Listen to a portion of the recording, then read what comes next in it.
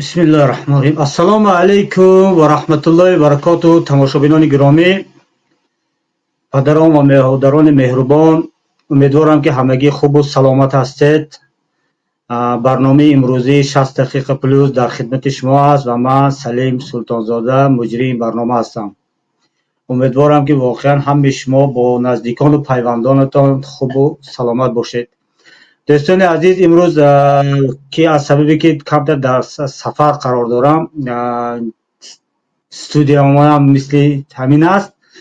به هر حال اندکی که گفتیم برنامه تعطیل نشود و صحبت ما دوام تید با ادروی نقشه، این برنامه رو روی افیر گذاشتیم و حالا در پخش مستقیم هستیم.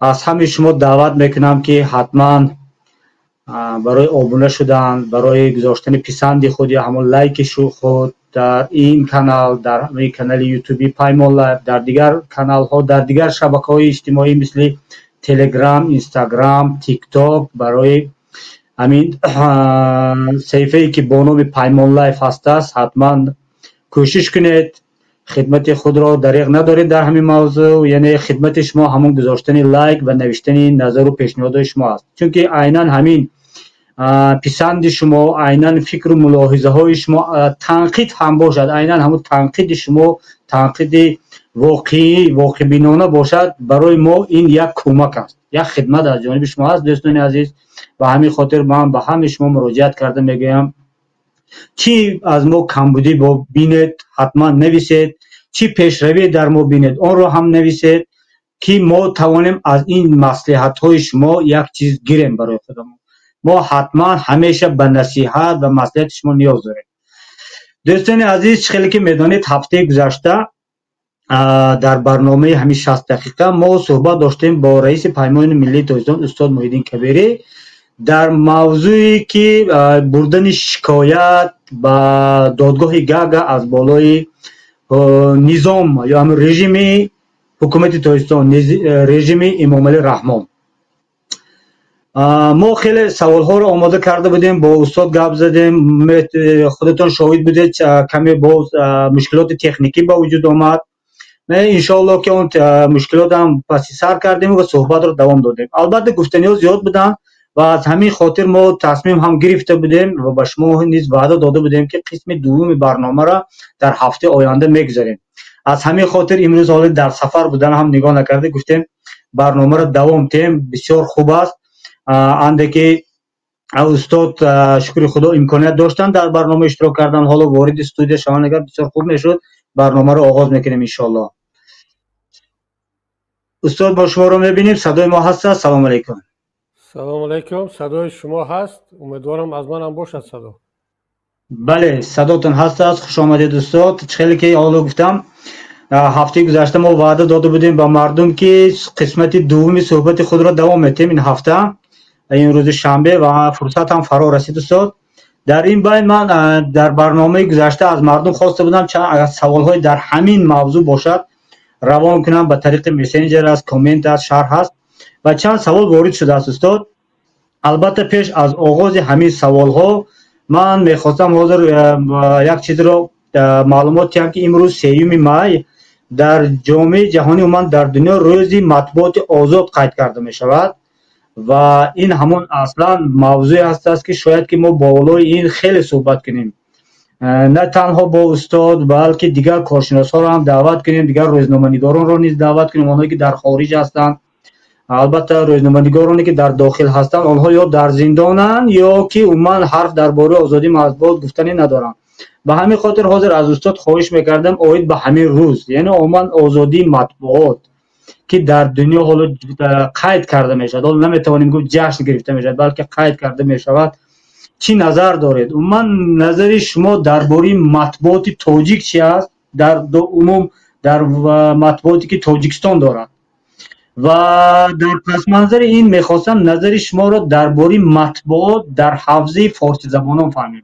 یعنی اینجا ما میتوان گفت که در افغانستان هست، ایران هست، از ما خود تاجیکستان هست، شاید یگان رسانه زبان تاجیکی در ازبکستان هم باشد، از سمرقند مثال شاید از وادی فرغانه. من نظر شما در همین دو درباره یک موضوع اما در دو ناحیه گویم، یکی در داخل ترکستان و یکی در حوزه فارسی زبانان. در همین موضوع چی آیا یگان گفتنی داشته باشید؟ از شما خواهش می‌کنیم نظرتان را تا ما و مردم شنوند. مرحمت استاد. خب به نام خداوند بخشنده و مهربان، همدیاران عزیز، کسانی که ما را می‌بینید و می‌شنوید، پیش از همه درود و پیام به یکایک شما و از خداوند منان تمنا دارم که همیشه در صحتی و سربلندی باشید. همطوری که مجری برنامه گفتند، امروز روزی جهانی آزادی مطبوعات است و ما هم حالا نمیدونم امروز روزی جشن کی نیست، ولی یک روزی هست که برای آزادی مطبوعات، برای روزنامه‌نگاران، البته به همه کسانی که یا از لحاظ کسبی یا از لحاظ مسئولیت با مطبوعات آزاد سر و کار دارند، اینها را همگان را تبریک میگویم، بخصوص هموطنان عزیز را، کسانی که هم در این سمت کار میکنن و هم کسانی که از مطبوعات آزاد استفاده میبرند.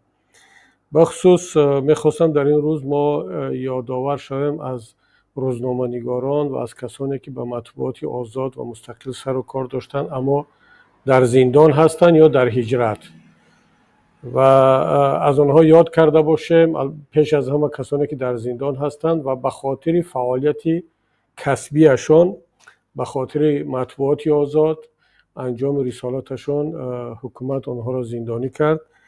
یعنی این روز مطبوعات آزاد روزی نیست که ما فقط همچون روز جشن اون را یادآور شویم یا یکدیگر را تبریک کنیم، بلکه در این روز باید از مطبوعات آزاد گفت، از مشکلات مطبوعات آزاد، پیشروی‌های این ساحه، پرابلم هایی که دارد، و باید یک بار دیگر این را خاطر رسان کنیم که چقدر جامعه ما در تاجیکستان نیاز به مطبوعات آزاد دارد.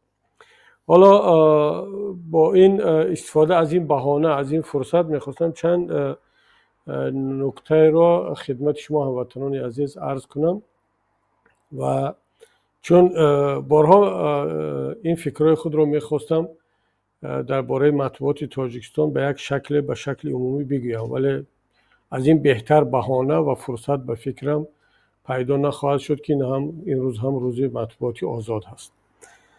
ببینید، مطبوعات تاجیکستان در این روزها شاید دشوارترین روزهای خود را به سر برد، بعد از آن که ما همچون بعد از تأسیس روزنامه بخارای شریف که آن را تمام کارمندان این ساحه روز تأسیس یابی یا آغاز مطبوعات تاجیک میدانند، و شاید این درست هم باشد چون اولین روزنامه به زبان فارسی یا فارسی تاجیکی در بخارای شریف با حروف فارسی با نام بخارای شریف نشر شده بود و برحق هم هست که این روز را روزی تأسیس یا آغاز روزنامه‌نگاری تاجیک بدانند. اما روز آزادی مطبوعات این جهانی است و مطبوعات تاجیک چندان ربط ندارد، اگرچه مطبوعات تاجیک هم جزء مطبوعات جهانی حساب می شود. شاید حتی از زمان امارت بخارا، از زمان شوروی و در این 30 سال استقلالیت، شاید این شب و روزها سخت‌ترین روزها برای مطبوعات تاجیک باشد. برای چی؟ برای آنکه حتی ببینید که روزنامه بخارای شریف در زمان امارت بخارا نشر میشد. در زمان شوروی هم با وجود این همه سانسور و فشارها، باز هم به یک شکل روزنامه‌نگاران میتوانستند در داخل روزنامه‌های شوروی فکر خود را بیان کنند و صدای خلق را برسانند. برای مثال خیلی دشوار بود، اما آتاخان لطیفی در زمان شوروی در روزنامه‌های عمومی در جمهوری نه عمومی شوروی، در پراودا ایزوستیا، پرابلم‌های جامعه تاجیک را مطرح میکرد، خیلی تاثیر داشت و هیچ کس او را زندانی نمیکرد، نه از طرف مسکو نه از طرف دوشنبه، بلکه آتاخان لطیفی با اون جسارت و با اون شجاعتی که داشت، و البته تنها آتاخان لطیفی نه، مذهب شاه محبت شایف و ده ها روزنامه‌نگاران تاجیک، البته خیلی با احتیاط، با رعایت فضای سیاسی زمان خود، ولی حرف خود را میگفتند و شاید که بعد از رهبران کشور، بعد از رهبر جمهوری تاجیکستان، دوم یا سوم آدم مؤثر در فضای سیاسی و جامعه تاجیکستان همین روزنامه‌نگاران مثل عطاخان لطیفی، مذهبشاه محمد شایف و دیگر روزنامه‌نگاران کسبی معروف بودند. یعنی منظور من این است که تو در اون زمان هم حرف خود را میتوانست انسان روزنامه‌نگار بگوید و زندانی نشود. اما در زمان امام علی رحمان بخصوص در همین چند سال اخیر حتی با مسائل های سیاسی اون طرف ایستاد، با مسائل های عادی حیات روزمره مردم سر و کار داشتن هم برای روزنامه‌نگاران خطر ایجاد کرد و شما دیدید که بلاگران ده ها نفر زندانی شدند و آخران کسی که زندانی شد این رخشانه حکیمова بود که اون هم به خاطر کدام یکم مقاله انتقادی نه، فقط خواست است که یک تحقیقات ژورنالیستی درباره نفوذ این یا آن کشور در تاجیکستان برگزار کند و این همچون خیانت به دولت معرفی شد و که این حالت رو ما حتی در زمان شوروی، در زمان امارات بخارا نداشتیم و شاید که در خیلی معدود کشورهای جهان این باشد، مثل کره شمالی، مثل ترکمنستان یا یک دو کشور دیگر. و اخیراً ببینید کار به حد رسیده است که دیروز به فکرم بود یا چند روز پیشتر خبر پخش شد که حکومت جمهوری تاجیکستان اجازه نداد که یک کنفرانس در دوشنبه با شرکت دیپلمات‌های خارجی کارمندان ساحه برگزار شود در موضوع وضعیت روزنامه‌نگاران زن. یعنی ببینید چقدر میترسند از وضعیت روزنامه‌نگاران، میترسند که مطرح شود، بخصوص از روزنامه‌نگاران زن. برای چی؟ برای اینکه چند روزنامه‌نگار زن را زندانی کردند، از خانم ظرفا شروع کرده، الفت خانم محمد شایف و خب اخیراً رخشانه حکیمova و چندین نفران دیگر یا زندانی شدند یا در هجرتند یا اصلا مجبور شدند که کار خود را ترک کنند. و من فقط از زنها میگم، از مردها که شمارهشون به مراتب بیشتر است. و حکومت جمهوری تاجیکستان هم از زن میترسد، البته از زنهای فعال، نه از اون زنهایی که میرقصند و دایره میزنند در اطراف پرزیدنت یا در چاره‌بینی های برای خرسند کردن پرزیدنت امام علی رحمان، بلکه از زنهایی که شهروندی عادی هستند، کسب و کار دارند اما جسارت دارند، از حقوق شهروندی خود استفاده میکنند و از همه مهمش موقع شهروندی دارند. از اینا خیلی میترسد، بخصوص اگر باز این زن روزنامه‌نگار باشد. از روزنامه‌نگاران مرد هم میترسند، اما در تاجیکستان تلاش میکنند که بیشتر زنها را فشار بیارند، چون که زن در فرهنگ تاجیکستان، در فرهنگ دینی ما، فرهنگ ملی ما از یک جایگاه خاص برخوردار هست و نه همه حکومت جرأت و قدرت آن را دارد که با زن روبرو شود. مردها را خیلی راحت می شود زندانی کرد، ولی میبینیم که حکومت جمهوری تاجیکستان حتی به حد رسیده است که دیگر زن بودن هم مانع این همه جبر و ظلم نمی شود. وقتی که این کنفرانس را منع کردن، اولین چیزی که در ذهن من آمد این بود که پس یعنی برای جامعه جهانی دیگر یگان دلیل باقی مانده است که اعتراف کند که در تاجیکستان واقعا یک رژیم خودکامه توتالیتری ظالم به معنای تامش وجود دارد. یعنی این کار در پیش چشم دیپلمات ها و در چاره‌بینی با شرکت دیپلمات های خارجی عملی می شود. این منع کردن اینها قبلا احزاب رو منع میکردن، بارها چاره‌بینی و معرکه های ما رو منع کردن، اداره های ما رو منع کردن، حتی یک اداره ما رو در شهر خوجند من در داخل بنا بودن در بالای سری ما کندن، چپه کردن. یادم است در مراسم 40 سالگی نهضت دقیقاً همین کاری که با این روزنامه‌نگاران کردن، مهمانخانه ها رو مجبور میکنن که قطع کنن چاره‌بینی رو، دست بکشن از شرطنامه.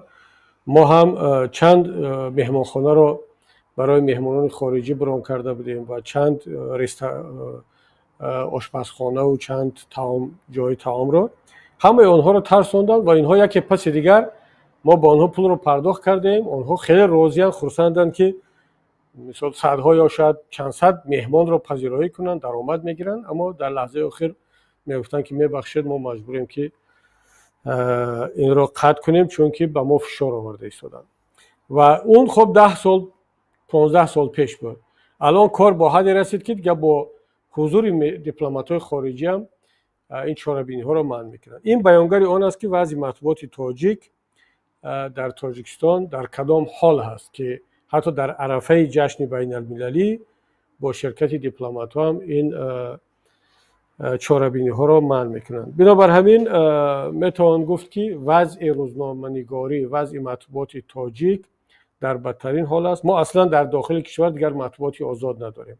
من با وجود احترامم به همه کسانی که هنوزم به این کسب پرشرف پایبند موندن، صادق موندن، کار کرده ایستادن و نشر میکنن روزنامه‌شون را در دوشنبه، اما باید بدانند که مطبوعات تاجیک وقتی که مطبوعات آزاد نیست، اونها نمیتوانند در همه موضوعها بنویسند، پس اونها روزنامه‌نگارند، مسئولیت خود را انجام داده ایستادند، اما اونها نمیتوانند بگویند که ما جزئی مطبوعات آزاد هستیم امروز. همچنین یک فرد میتوانند آزاد باشند، اما مطبوعات آزاد دیگر نیست، وگرنه در یک مطبوعات آزاد سنزور وجود ندارد، خود سنزور هم وجود ندارد. برای مثال یک مثال خیلی عادی بزنم. مثال در مطبوعات تاجیک چندین قضیه هایی که مطبوعات جهانی آن را پوشش داد مربوط به تاجیکستان بودند. برای مثال به دادگاه بین المللی کشاندن حکومت جمهوری تاجیکستان. مگر برای رسانه‌های تاجیکی، برای رسانه‌های تاجیک زبان داخلی کشور یا بیرون کشور از این بیشتر قوی‌تر در 10 سال اخیر ما بهانه خبری داشتیم دیگر، که وقتی که حکومت جمهوری تاجیکستان با رهبری امام علی رحمان به دادگاه بین المللی کشیده می شود. دقیقاً همین گونه موضوع در اسرائیل، در روسیه، در بلاروس، در تمام دنیا، در هر کشوری باشد، این واقعا یک موضوع بسیار داغ حساب می شود. همین موضوعی که به تاجیکستان ربط دارد بیشتر از 60 رسانه خارجی این را پوشش دادند، دربارش نوشتند، ولی مطبوعات داخلی تاجیکستان این کار رو نکرد. البته این عیب آنها نیست، من خدای نکرده باز نادرست نفهمند دوستان ما، کسانی که ما را میشناسند یا نمیشناسند، گویا که ما آنها را تنقید کرده ایستاده باشیم. نه، ما شما را تنقید نکرده ایستیم، که چون اگر فضا باز می بود شما حتما می نوشتید، من در این شک ندارم، اما چون فضا بسته هست، شما تحت فشار هستید، اگر در این موضوع بنویسید فردا دیگر روزنامه شما نشر نمیشود، رادیوی شما قطع میشود، تلویزیون شما از کار میمونه. بنابراین اینجا عیب شما نیست، اینجا عیب حکومت است، عیب کسانی هست که دهان شما را بسته است، گلوی شما را خفه کرده است، قلم شما را شکسته است، رنگ شما را خشک کرده است و در مجموع مطبوعات را از صفت مطبوعاتی خودش بیرون کرده است و تبدیل کرده است یا به وسیله پروپاگاندا و تبلیغات خودش، یا به رسانه‌هایی که تنها در موضوعهای دوم سوم درجه می‌نویسند و موضوعهای غیر سیاسی. بنابر همین این حالا یک دلیلی که من گفتم تنها یک دلیل است، دهها مثال‌های دیگر است که مطبوعات تاجیک در داخل کشور با اون نمی‌پردازند. اینجا یک مسئله دیگر است که حالا اگر سلیم جان اگر سوال ملاحظه داشته باشد بفرمایید، تا اینکه من به قسمت دومی سوال بگذرم. اگر در این قسمت یگان سوال داشته باشد بفرمایید. بله، سوال در همین قسمت اول بر ذهنم همین آمد در وقتی که شما صحبت میکردید. یعنی ببینید که وقتی که روزنامه‌نگاران ما با یگان مصیبت گرفتار میشوند یا به زندان میروند یا بالاشون یگان تهمت و بار میشد یا حتی لطوکوب میشوند، این رو ببینید که بیشتر رسانه‌های خارجی این رو پوشش میتیند. سازمان‌هایی که وابسته به رسانه، به ژورنالیستان، به روزنامه‌نگاران هستند، آنها واکنش میکنند، اما نه همکسبانشان در داخل، نه سازمان‌های ژورنالیستیکی در داخل است.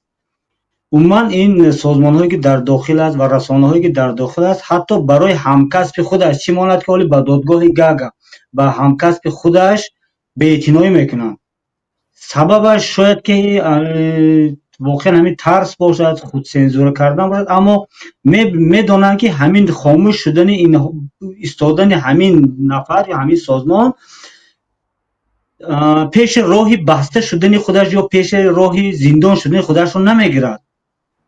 حکومت نمیگه که تو در زمانی که من دلیل رو امام علی رو زندان کردم تو خاموش ایستادی، به همین خاطر من سری تو را سیله میکنم. گفتم با این نفر نمیگه، بلکه یک روز آید در کارشت همین سازمان رو هم یا همین رسانه رو هم میبرن محکم میکنن. ولی من میخوام فهمم علتش در چی است که حتی روزنامه‌نگاران ما برای همکسب خودشان بی‌اعتنا هستند، در حالی که بیگانه ها بیشتر میگویند. اما وضعیت اگر فرضاً یک ژورنالیست یا یک روزنامه‌نگار در افغانستان یک مشت خورد، تمام ژورنالیستان تاجیکستان می‌نویسند که در افغانستان یک روزنامه‌نگار را طالبان زدند.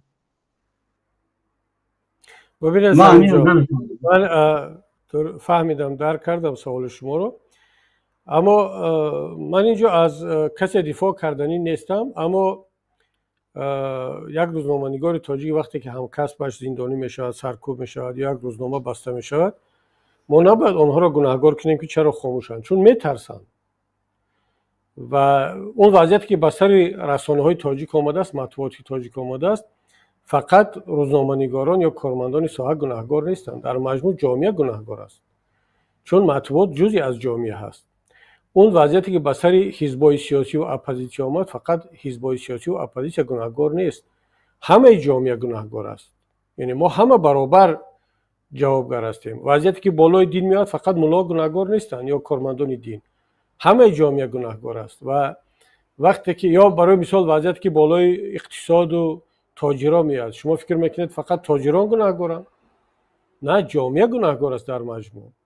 البته در رأس اون حکومت گناهکار است، یعنی گناهکار اصلی حکومت است، اما خود جامعه در مجموع اجازت میدهد. یعنی ما اجازت دادیم، یا از روی ترس یا از روی ملاحظه کاری یا با هر دلیل دیگر، که وقتی یک قشر را سرکوب میکنن، قشرهای دیگر نه تنها همکسبان بلکه قشرهای دیگر جامعه خاموش میستند، میگن به من چی؟ به من چه ربط دارد؟ وقتی بدخشان 2 مرتبه 3 مرتبه سرکوب شد، مگر کلاب خست؟ مگر خوجند خست؟ مگر دوشنبه و حصار و فیض آباد و منطقه‌های دیگر خستند؟ نه. وقتی که حزب‌های سیاسی و اپوزیسیون سرکوب شد، مگر قشرهای دیگر جامعه حمایت کردن؟ نه. یا دین وقتی سرکوب شد، حقوق دینی مردم را کی حمایت کرد؟ این فقط وظیفه ملاها و دیندارا است؟ نه. بنابر همین نباید در چنین حالت‌ها فقط نماینده اون کسب و کار را گناهکار دانست، چون که فضای ترس همه را فرا گرفته است. و همین است که میگویند که تقسیم کنو حاکمیت بیران بالای مردم. وقتی که حکومت جامعه را به منطقه ها، به نمایندگان کسب و کاری گوناگون، به دیندار و بیدین، به دنیوی و اسلامگرا، به کلابی و بدخشانی، به حصاری و خوجندی تقسیم میکند و بعد هر یک کسب و کار رو برای روز الهیده جشن میکنند. مثلا شما کلندر تاجیکستان را، روزهای تعطیلی تاجیکستان یا جشن‌ها رو بینید، تمام ساحه ها یک جشن، یک روز دارند و فضا را طرز ساختن که گویا همون کارمندان اون ساحه جزء جامعه نیستند، فقط باید در فکر همون ساحه و کسب و محل و منطقه خودشون باشند. ولی اکنون ما درک کرده ایستادیم که برای مثال بودن مطبوعاتی آزاد چقدر برای هممون مهم است، فقط برای روزنامه‌نگاران نه. اکنون ما شاید درک کنیم که بودن حزب‌های سیاسی قوی، اپوزیسیونی و مستقل برای همه مهم بوده است، برای روزنامه‌نگار هم، برای ملا هم، برای تاجر هم، برای هر کس که صدای این مردم در پارلمان شنیده شود. خب خوب و گنده ما گاه گاه صدا را بلند میکردیم، میگفتیم، تنقید میکردیم و حکومت تا این درجه از خود نرفته بود. ولی وقتی که ما را از پارلمان بیرون کرد، بالای مساجد را بست، دهن ملاها را بست، دهن اپوزیسیون را بست، بعد دهان روزنامه‌نگاران را بست، دهان تاجران را بست، دیگر همه قشرهای اهالی این روز دهان بسته شدن. این دلالت به آن میکند که دیگر ما برای وضعیت امروزه مطبوعات تنها روزنامه‌نگاران رو باید گناهکار ندانیم. اونا هم اگر گناهکار باشن برابر ما هستند، برابر دهقانا، برابر ساختمانچی‌ها، برابر تاجران، برابر معلمان، برابر همه کسب و کار دیگر. همون طوری که دین را محدود کردن، روزنامه‌نگاران هم گناهگار هستند، برابری همه ملاها، برابری حزبا اینها. برای همین من نظرم در این باره کمتر فرق میکند. وقتی اون رسیده است که دیگر ما مشکلات جامعه را مشکلات یک گروه ندانیم، بلکه مشکلات همه کشور بدانیم و از پی دفاع حقوق همگان باشیم. شرط نیست که هر کس اپوزیت از حقوق خودش تنها دفاع کند، ملا از حقوق خودش تنها، تاجر از خودش، روزنامه‌نگار از خودش، و این ما را به نتیجه نخواهد رساند. سلامت باشید استاد. در چند موضوع رو گفتید که ما حالا درک کردیم که باید چنین و چنان باشد. خداوند آزادش کند، یکی از روزنامه‌نگار استاد سیف الله زاده دیروز دادروز داشتن. این یک مرد میدان، مرد مبارز، مرد سخن، از 7-10 سالی عمرش رو در زندان قید کرد، یعنی دادروزش رو. نمیشود نام این انسان رو به احساسات گرفت. من وقتی که نام سیف الله زاده رو میگیرم، استاد سیف الله زاده رو میگیرم، همین گویا همه یک چیز در گلیم رو صدایم رو میگیرد، چون که هم از یک دفعه بیگناه هست در زندان است، دویم در حسابی که سین سالش خیلی بالا است. همین نفر وقتی که خطا نکنم روزنامه نجات رهبری میکردن، موردی لطوکوب قرار گرفت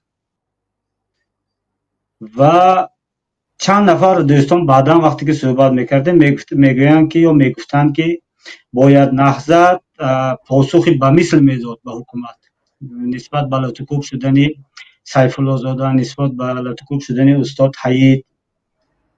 شما حاضر چند نقطه را گفتید و گفتید که ما همه گناهکاریم و ما درک کردیم که باید که این خیلی رفتار میکرد. حاضر لطفا میگفتید که نظر حاضری شما، البته در گذشته وقتی مورد سیف الله زاده یا استاد حیید لطوکوب شدنش نهضت کارهای کرد، اما از نقطه نظر شما چی کار رو نکرد و باید میکرد نهضت در همین موضوع؟ ببینید، من هم با این تبریکات شما شریک میشم، همراه میشم و استاد سیف الله زاده به خصوص فرزندانش رو، اهل خانواده‌اش رو تبریک میگم از نام خودم، از نام همه یار و دوستان اعضایان حزب نهضت و پیمان ملی تاجیکستان. و واقعا یک ظلم بسیار بزرگ است که چنین نفره، چنین روزنامه‌نگار، چنین شخصیت و در این سن و سال در زندان بشیند که اصلا انسانی است که گناهی نکرده است. از زبان سیف الله زاده از دست او هیچ کس آزار ندیده است. کسی سیف الله زاده را میشناسد این حرفا را تصدیق خواهد کرد. و در زندان امروز ببینید چند نفر روزنامه‌نگاران زندانی هستند که وقتی که آنها زندانی شدند اکثریت جامعه گفتند که اینا را نباید همچون روزنامه‌نگار حمایت کرد. زندانی گفت اینا زندانی اگر سیاسی هم باشن به خاطر فعالیت حزبی هست. برای مثال استاد سیف الله زاده، زبیدالله رازق، رحمت الله رجب، عبدالقاری دولت، محمد علی حیید، اینا همه روزنامه‌نگاری کسبی هستند. اینا کسانی نیستند که مثلا فقط یک فعال سیاسی باشن. اینا قبل از آن که فعال سیاسی باشن روزنامه‌نگار بودند و حتی تا آخرین لحظه هم سیف الله زاده و عبدالقهار دولت اینها کسب روزنامه‌نگاری خود را دوام میدادند. محمد علی حیید رهبر رادیوی تاجیکستان بود یک زمانی. و اما وقتی که آنها را زندانی کردند من بارها خواندم شنیدم که حتی روزنامه‌نگاران همکارشان متاسفانه میگفتند که ما چرا از آنها همچون روزنامه‌نگار دفاع کنیم وقتی که آنها را برای فعالیت سیاسی گناهکار کردند. کمبودی دیگر داشتند. و وقتی که بلاگرها و خودی بعضی از همین متاسفانه همین نفران زندانی شدند، حکومت هیچ وقت نگفت که من اینها را به خاطر فعالیت روزنامه‌نگاری یا بلاگری زندانی کرده ایستادم. گفت که در فعالیت اینها فلان قانونی عملی کننده جمهوری تاجیکستان ویران شده است برای گناه‌های سیاسی، عضویت در این یا آن سازمان سیاسی، با وجود آوردن فتنه قومی، ملی، دینی یا سیاسی، هر گونه تهمت‌ها را بالای آنها بار کردند و آنها را زندانی کردند. آیا میتوانیم ما بگیم که مثلا اون زندانیایی که روزنامه‌نگاران غیر نهضتی که زندانی شدند چون حکومت میگوید که آنها برای عملهای سیاسی زندانی شدند، آنها را همچون روزنامه‌نگار دیگر معرفی نکرد و همچون روزنامه‌نگار زندانی ندانست، نشناخت؟ نه، البته این کار درست نیست. برای همین من میگویم که ما باید جامعه اکنون درک کند که مشکلات امروزه تاجیکستان مشکلات تنها روزنامه‌نگاران و اپوزیسیونر و بلاگران است، مشکلات همه شهروندان هست. اما درباره سوال شما مشخصا بله، وقتی که استاد سیف الازده مورد علت کوب قرار گرفت یا استاد حییت یا چندین نفران دیگر رجب میرزا را زدن که اون عضو نهضت نبود ولی خیلی فعال بود، دلیر شریف رو زدن و چندین کسی دیگر رو. خب وقتی میگن که نهضت باید عملی به مثل میکرد یا جوابی به مثل میداد، یعنی ما چیکار باید کنیم؟ نهضت باید برود سردبیر منبر خلق را لطکوب میکردیم، یعنی به همون حدی حکومت میرسیدیم، یا میرفتیم یگان کارمند روزنامه جمهوریت را لطکوب میکردیم یا صدای مردم یا کسان دیگر رو؟ نه، این کار درست نیست و ما هر چیزی که از دستمون می آمد کردیم و تا بالاترین مقامات. ولی طبیعی است که در هیچ حالتی که در تاجیکستان روزنامه‌نگاران مورد لطکوب قرار گرفتن یا سیاستمداران، اینا هیچ کدامشان تحقیقات نشد، گناهکاران را پیدا نکردند و تنها روزنامه‌نگاران نه، چندین نفران دیگر را زدن، رهبران حزب‌های سیاسی. چندین حادثه ها نسبت من بود، رحمت الله ظاهروف و دیگران، ولی کسی آنها را پیدا نکرد. چرا پیدا نکرد؟ چون که کار دستی خود حکومت بود، مقامات این کارها را میکردن، خودش رو جزا نمیدید دیگر. بنابراین همین نهضت اسلامی تاجیکستان هر چیزی که در اون شرایط در توان ما بود انجام دادیم. ولی خب در تاجیکستان کشوری نیست که انسان بتواند با راه دعوا و عدالت سعودی و تحقیقات به حقیقت برسد. خب اگر حالا اون سوالی که شما در اول داده بودید، بله یک کمی می‌خواستم اون درباره همین پرسیدم.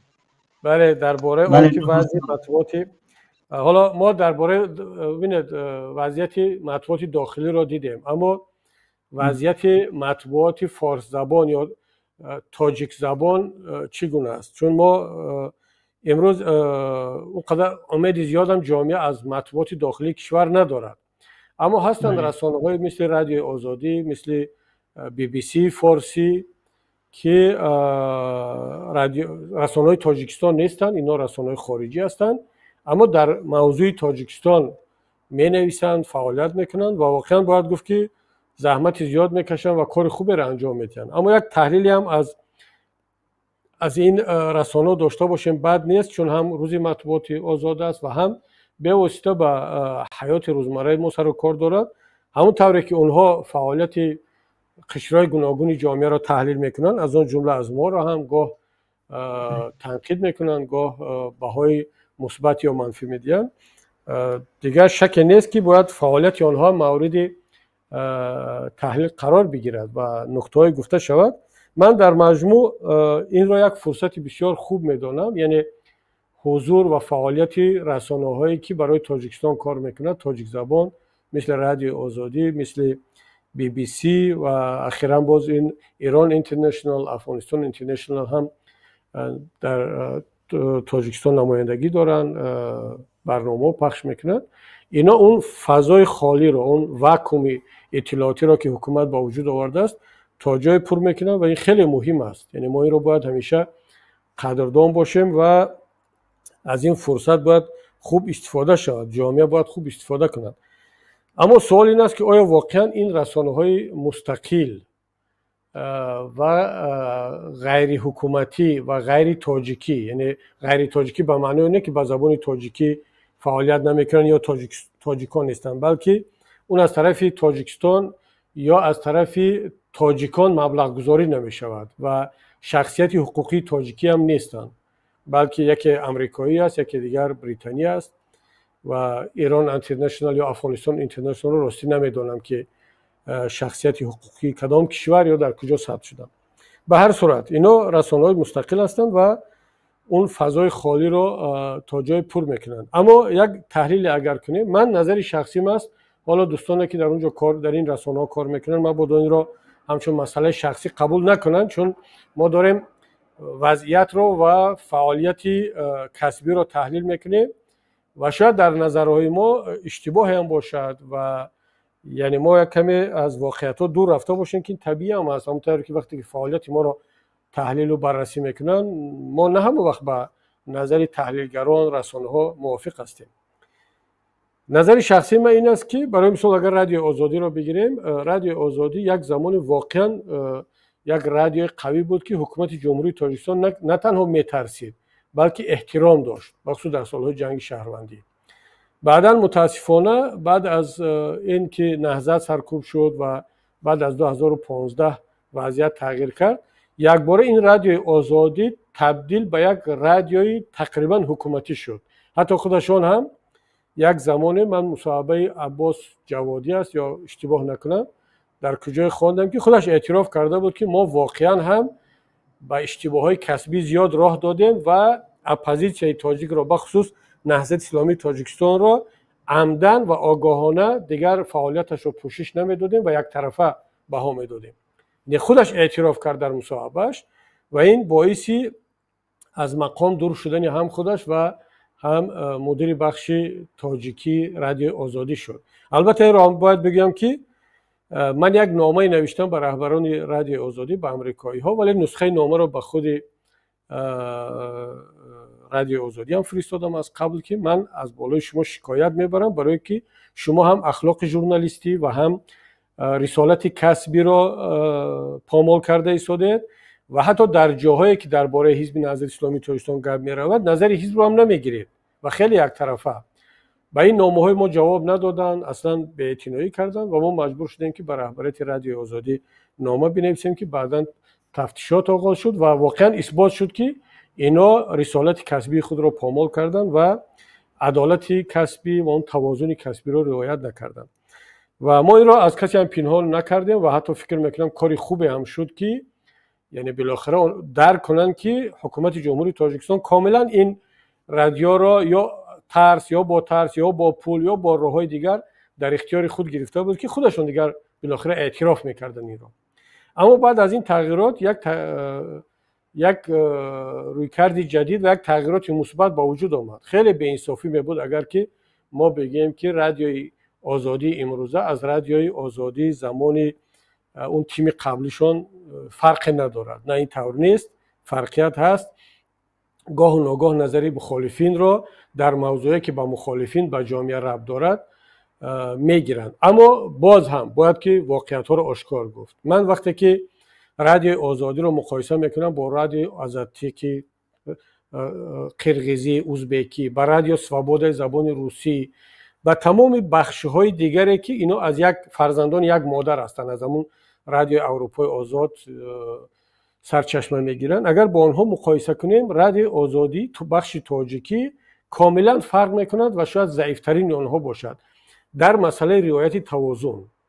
یعنی شما ببینید که حضور اپوزیسیون بلاروس یا اپوزیسیون روسیه در رادیو سوابودا چقدر است، حضور اپوزیسیون قرقیز در رادیو آزادی چقدر هست، چند درصد هست، و حضور یا نقطه نظر جامعه شهروندی بخصوص اپوزیسیون تاجیک در برنامه‌های رادیو آزادی تاجیکستان چقدر هست. فقط یک مقایسه کنید کافی است. شاید با ما بگن که اپوزیسیون تاجیک فعالیت نکرده باشد، نکنه، عیب ما چیه، بهانه خبری نباشد. نه دوستان، این خیلی نیست. من این را شما را کفالت میدیم که از همه اپوزیسیون فعالتر در آسیای مرکزی بازم اپوزیسیون تاجیک است. این را همه میدونن و همه اعتراف کردن. ولی من نمیدونم حالا حکومت تاجیکستان چی وسیله های را استفاده میبرد، چه قدرت دارد که نه تنها رادیو آزادی، همین مشکلی در دیگر رسانه های فارسی زبان هم هست که درباره تاجیکستان برنامه میکنند. شما ببینید که درباره افغانستان چی مینویسند، درباره ایران چی مینویسند، وقتی که حقوق انسان پامال میشود، وقتی که حکومت کمبودی میکند، وقتی که اپوزیسیون زندانی میشود یا اپوزیسیون یگان فعالیت میکند چگونه پوشش میدهند. اما درباره تاجیکستان فقط رقص و بازی، چاره‌بینی های فرهنگی یا یگان مسئله که اصلا با سیاست ربط ندارد. گاه به انصافی هم نشود، گاه دعوت میکنند از اپوزیسیون تاجیک بخصوص BBC فارسی و اونم در مقایسه با مثلا برنامه‌های فرهنگی، در مقایسه با آنه که مثلا اپوزیسیون افغانستان، اپوزیسیون ایران حضور دارد، یعنی خیلی کم هست. اما برگردیم بازم به رادیو آزادی.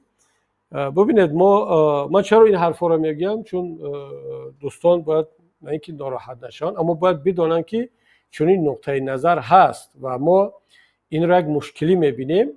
برای مثال اپوزیسیون تاجیک چیکار باید کند که رادیو آزادی یا بی بی سی فارسی یا هر رسانه فارس زبان یا تاجیک زبان که برای تاجیکستان برنامه میکنن، اینها بیاین اون مسئله رو پوشش بدهند. مثلا با ما بگن که چیکار باید کرد، یعنی یک اپوزیسیون چیکار باید کند.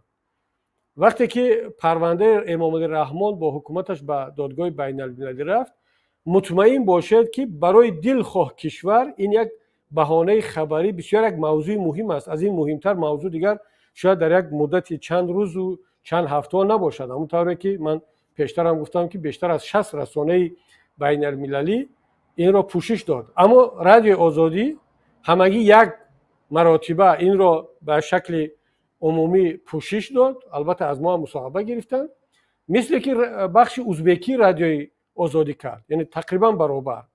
حالا که موضوع با ازبکستان ربط ندارد، این موضوع تاجیکستان است و این کار اندک هم نیست که باید که اون به همین شکل پوشش داده شود. شما مطمئن باشید که اگر همین کار در رادیو در وقتی که پوتین رو به دادگاه بین المللی دادن، شما رادیو سوابودا رو ببینید چیکار کرد، با یعنی چند مراتب مطرح کرد، چقدر مطرح کرد. اما گویا که برای تاجیکستان، برای رادیو آزادی این موضوع چندان اهمیت ندارد. در قطار موضوع دیگر ببینید، ما البته دخالت به کاری کسبی و معیارهای ژورنالیست که کردنی نیستیم، اما فکر میکنم که اینجا هم حالا این را باید خود دوستان باید بدانن که در رادیو آزادی خیلی انسان‌های محترم هستند که حداقل ما چنین نگاه داریم که اونها هم تحت فشارن. همونطوری که مطبوعات تاجیک در داخل تحت فشار است، اونها هم تحت فشارن. ما این را حس میکنیم و این در فعالیت آنها تاثیر رسانده است. مثل همکسبان دیگرشون که در داخل تاجیکستان است میگن که ما را درک کنید، ما را بفهمید. وقتی ما این مسئله را پوشش نمیدهیم از جانمون میترسیم. شاید همین وضعیت در رادیو آزادی هم هست، شاید در دیگر رسانه‌های فارس زبان هم هست که ما همه جزئیات رو نمیدونیم. یعنی واقعا ترس از یک حکومت دیکتاتوری میتونه در خارج هم باشد. اما من فکر میکنم وقتی اون رسیده است که همین مشکلات با رهبران این خدمات و این رسانه‌ها باید درست رسانده شود. چون خیلی افسوس است، خیلی بد است که مثلا ما اجازت بدهیم جامعه که حکومت جمهوری تاجیکستان، حالا که اپوزیسیون را در خارج تلاش میکند که دهانش را بندد و خیلی موفق هم شدن و با اون دخالت ها در بین مخالفین تاجیک شما میبینید چه وضعیتی را در داخل خود اپوزیسیون با وجود میارند. و من فکر میکنم که دست حکومت فقط در داخل اپوزیسیون دراز نیست، در تمام قشرها، در بین دانشجویان خارج، در بین مهاجرین و در بین رسانه‌های آزاد هم مستقل هم متاسفانه به یک شکل تأثیر میرسونند و ما این رو حس میکنیم. این حس شونده هست. البته اگر دوستان بگن که این دلیل‌هایی که ما میاریم کافی نیستند یا حرفه‌ای نیستند، واقع بینانه نیستند، مطمئنم که ما این را قبول خواهیم کرد. اما باز دلیل‌های دیگری هم وجود دارد که در اینجا آوردن همه اونها را لازم نمیدونیم. حتی ببینید که بعضی رسانه‌های فارس زبان با شمول بی بی سی فارسی شاید کرده باشم، من ندیدم، حتی این مسائل مهمی داغ روزمره تاجیکستان رو پوشش نمیدن وقتی که مسئله سیاسی است. برای مثال قضیه به دادگاه کشاندن حکومت جمهوری تاجیکستان رو حتی بی بی سی فارسی پوشش نداد. من دلیلش رو نمیدونم برای چی. این واقعیت است، شاید کرده باشند ما ندیدیم. اما این بیانگر آن است که حتما دلیل‌های وجود دارد، حتما سبب‌های وجود دارد که شاید ما همش رو نمیدونیم. اما خدا کند که این از روی ترس نباشد، خدا کند که این از روی یگان تأثیر با شکل‌های دیگر نباشد.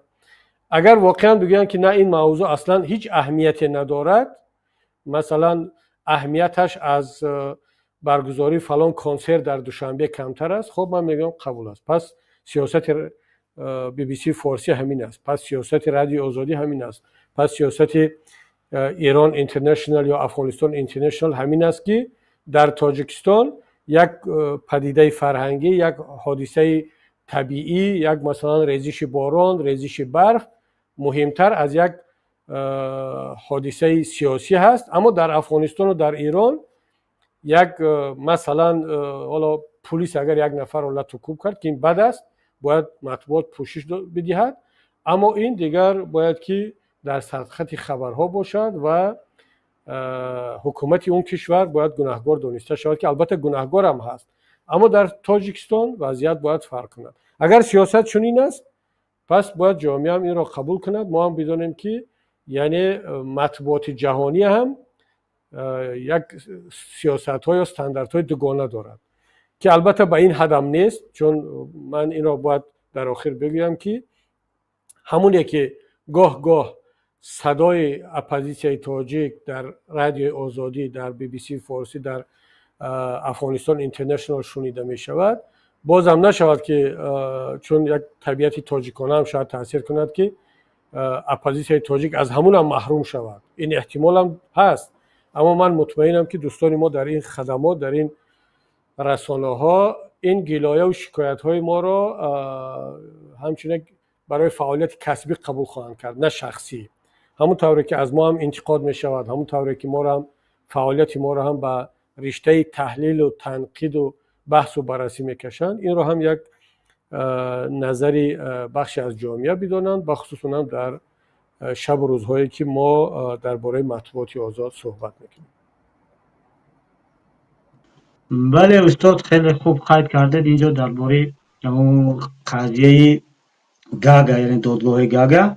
واقعا را ببینید که رادیو آزادلیک ازبکی خودش سراغ ما اومد تا که یک خبر گرفت، یک معلومات گرفت. رادیو آزادلیک قرغیزی شاید که بیشتر از رادیو آزادی تاجیکی و ازبکی بیشتر مطلب نشر کرد در همین موضوع. اما واقعا بی بی سی من پیگیری کردم، بی بی سی فارسی درباره دادگاهی همین اما قضیه گاگا حتی با برابر همون رادیو آزادلیک ازبکی یگان معلومات نداده است. این البته اون حرفایی که شما گفتید نشاید با سیاستشون با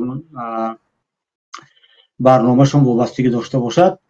استاد عزیز اگر حالا این رو ببینید که وقتی ما هم 47 دقیقه گذشت با قضیه گاگا برگردیم، اگر درباره مطبوعات یعنی گفتنی یکم باشد مرحمت نباشد با قضیه گاگا برگردیم. یعنی ندارم، فقط این نکته رو هم بگم که اون ایرادهایی که من گرفتم یا اون تحلیلایی کردم به هیچ وجه به افراد خاص ربط ندارد. من صحبتم صرف درباره سیاست‌های این رسانه‌ها هست، چون که من واقعا وضعیت انسان‌ها رو در میکنم، میفهمم، اما خب شاید که سیاست رسانه‌ها همین گونه باشد که الان هست. خب بله بگذاریم به دیگه موضوع، دیگر به فکرم کافی است. بله استاد اینجا چند سوال آمده است، من با سوال‌های یکدیگر مانند رو جنببست کردم، اگر امکانش باشد کوتاه جواب دهیم چون که وقتی تماشابین هم نگیریم. اینجا هم سوال آمده است که بعد از اون که پرونده یعنی شکایت به گاگا سپرده شد، استاد کبیری در ایکس خبر نشر کردن، یعنی یکم خبر شما نشر کرده و در آنجا یک جمله آورده گفتید که دیگر ملت نه او جنایتکار معرفی می شود. در توییتر، در ایکس یعنی سابق توییتر خودتان چنین نوشته، یعنی خبری رفتن شکایت رو نوشته، در زیرش نوشته که دیگر ملت نه او جنایتکار معرفی میشه، یعنی رحمان رو در نظر داشته امام رحمان رو. حالا با همین جمله رو میخوام که کمتر شرح دید، یعنی ملت در جامعه شاید جنایتکار واقعا معرفی شده تا امروز و شما میخواهید بعضی رو اصلاح کنید. خیلی بله، من این جمله رو نوشتم به خاطر آن که حکومت جمهوری تاجیکستان به خصوص خود امام رحمان تمام دنیا را پر از این فضا کرد که ملت تاجیک یک ملت تروریست زا هست و شما ببینید روی خط اینترپول رو، شما ببینید روی خط اودکب رو، شما ببینید روی خط اسنگ شانگهای، شما ببینید حتی بانک‌های جهانی را که حکومت تاجیکستان شماره زیادی از شهروندان خود را در جهان همچون جنایتکار و تروریست معرفی کرده است. بغیر از این سازمان‌های بین‌المللی باز در اختیار کشورهای ترکیه، ایران و حتی برخی کشورهای اروپایی رویخط‌های علاهیده هست و امام علی رحمان کار کرد که مثلا جهان تاجیک را با کراکو سیتی مسکو میشناسد، با رویخط اینترپول میشناسد، با دستگیری و بازداشت تاجیکان در سراسر دنیا میشناسند. هر کسی دیگر تاجیک را بینه در مسکو در جای دیگر، تاجیکان دیگر الکی بدگمان هستند. شما ببینید که ترک‌ها وارد شدن تاجیک‌ها را بدون ویزا رو منع کردند. امارات هم همین کار را کرد. خیلی از کشورهای دیگر از این پیروی کرده است. دیگر نمیخوان در تریتوری خودشون شهروندان تاجیکستان رو ببینند. چرا؟ برای اینکه حکومت چنین معرفی کرد و هم حکومت خودش معرفی کرد، روی خط زیاد داد و به جهان گفت که یک قسم زیادی ملت من جنایتکار است، تروریست است، و هم کاری کرد که جوانان تاجیک مجبور شدند به خاطر فشارها در داخل کشور بیروند به خارج، یا مهاجر شوند یا بپیوندند به سازمان‌ها، به گروه‌های دیگر، و واقعا هم حکومت آنها رو به این راه تله داد. خب من وقتی این جمله رو نوشتم منظورم چی بود؟ منظور این است که اکنون خود امام علی رحمان که ملت تاجیک را ملت جنایتکار معرفی کرد در دنیا، با رفتن پروندهش به دادگاه بین المللی خودش جنایتکار معرفی می شود و جهان خواهد شناخت که ملت تاجیک نه، اون جوان تاجیک نه، بلکه پرزیدنتش جنایتکار هست. اگر در تاجیکستان یک جنایتکار هم باشد، پرزیدنت اون است، نه اون جوانی که در روسیه مهاجر شد رفت، نه اون جوانی که در ترکیه کار میکند زندگی میکند، نه اون جوانی که مجبور شد برود به سوریه و به افغانستان که همه اونها را تروریست معرفی کردند. نه، اونها از روزی خوب نرفتند به اون کشورها، یا از روی بیکاری رفتند، یا از روی نبودن جای کار، نبودن درس، یا از روی فشارها بالای دین، بالای عقیده، بالای فعالیت سیاسی، بالای تجارت. خب پس چرا ما اونها را همه را تروریست و افراطگرا و رادیکال و جنایتکار بگیم؟ منظوری من از این پیام، این جمله در شبکه توییتر این بود که بعد از این دیگر دنیا یک تاجیک جنایتکار رو خواهد شناخت که اونم امام علی رحمان و اطرافیانش خواهد بود. خیلی خوب استاد. حالا سوال بعدی هم قریب مانند به همین است، اما اینجا کمتر جزئیات آورده شده است. نگید که سیمای رحمانوف را، سیمای امام علی رحمان را حتی همون پرونده 12 نفر یا 13 نفر با شامل زید سعید در سازمان ملل متحد که آنها را بیگناه اعتراف کردن، یعنی کمیته حقوق بشری سازمان ملل متحد اگر خطا نکنم، یعنی پرونده ها رو دیده برآمدن و اعتراف کردن که واقعا این 13 نفر غیر قانونی زندان شدن و عموما باید که هم آزاد شوند، هم پرداخت معنوی پرداخت کرده شود که همه جبران کرده شود. چنین یک تصمیم ها در سطح سازمان ملل گرفته شد که نه همه حزب ها این کار رو کرده میتونند و علل خصوص نه همه حزب های اسلامی این را باید واقعا اعتراف کرد. حالا به نظر شما آیا با گاگا، یعنی با همین پرونده گاگا، آیا می شود سیمای رحمان رو تغییر داد چون که سازمان ملل نتوانست؟ ببینید در دنیا نصف کشورهای دنیا کشورهای دیکتاتوری هستند و رهبران دیکتاتور دارند، از اون جمله تاجیکستان هم. و خیلی کشورها هست که پرونده هاشون در کمیته حقوق بشری سازمان ملل هست. مثلا رحمان تنها نیست و یعنی قبل از این رحمان جزء اون رهبران کشورهای دیکتاتوری بود که نصف دنیا را تشکیل میکنند و از نزدیک 200 کشور عضو سازمان ملل نصفیان مثل همین تاجیکستان و روسیه و بلاروس همینا هستند. ولی بعد از گاگا رحمان شامل یک گروه پرزیدنت ها یا رهبران دولت های می شود که شمارهشون زیاد نیست. همگی ما چند نفر داریم حالا رهبر کشور که پروندهشون در دادگاه بین المللی هست. نتانیاهو برای جنایت هایی که ضد مردم فلسطین کرد، پوتین برای جنایت هایی که ضد مردم اوکراین کرد، بخصوص قتل عامی که در بوچا و دزدیدن کودکان و اینا صورت گرفت. پرزیدنت میلوشویچ، پرزیدنت قبلی یوگسلاویا، برای کشتارهایی که در بوسنیا در نسبت مسلمان ها و خروات ها انجام داد. چند از پرزیدنت های کشورهای افریقایی هم به دادگاه بین المللی کشانده شدند و امام علی رحمان دیگر جزء این کمانده هست. دیگر تنها جزء کمانده پرزیدنت های دیکتاتور نیست، بلکه جزء کمانده پرزیدنت های جنایتکار هست که در سطح بین المللی شناخته شدند. اینجا یک فرق خیلی کلان است و من باور دارم که حتی بعضی کشورهای دیکتاتوری هم در آینده از همکاری با رحمان، از دعوت او، از سلام علیک کردن با او خودداری خواهند کرد. چون خیلی از کشورهایی که نظامشون دموکراتی نیست عضو دادگاه بین المللی هستند و از روی آیین‌نامه این سازمان اگر امام علی رحمان در کشور آنها پیدا شود باید که او را حبس کنند و شاید بعضیشان کنند. حتی در فیلیپین چند پیش خودتون دیدید که پرزیدنت سابق فیلیپین در داخل فیلیپین حبس شد با قرار دادگاه بین المللی جنایی. یعنی همین دادگاهی که پرونده رحمان را بررسی خواهد کرد قرار برآورد که پرزیدنت سابق فیلیپین حبس شود. پرزیدنت حکومت امروزه فیلیپین برای اجرای قرار این دادگاه پرزیدنت سابق را حبس کرد و بنابر همین دیگر وضعیت رحمان امروز از وضعیت قبل از گاگا فرق خواهد کرد. فهمو شد این مسئله. بعد سوال دیگر، حزب نهضت اسلامی تاجیکستان سال 2015 ممنوع اعلان کرده شد در تاجیکستان، در حالی که آن زمان در سوریه، عراق و عمان شرق نزدیک یک دویش فعالیت داشت و حکومت امام علی رحمان میخواست که همین نهضت، حزب نهضت اسلامی تاجیکستان را برابر به دویش معرفی کند به جهان. اما با سیاست ها و راهبریت حزب نهضت اسلامی تاجیکستان این حزب نه تنها در برابر دویش مانند دویش شناخته شد در جامعه جهان، حتی توانید تا سازمان ملل متحد رود و حالا اومد یعنی حزبی که از جانب تاجیکستان به دلیل ناخنک تروریستی اعلان شده است رفت خود امام علی رحمان رو به دادگاه کشید، یعنی برد چاهکر را درون چاه.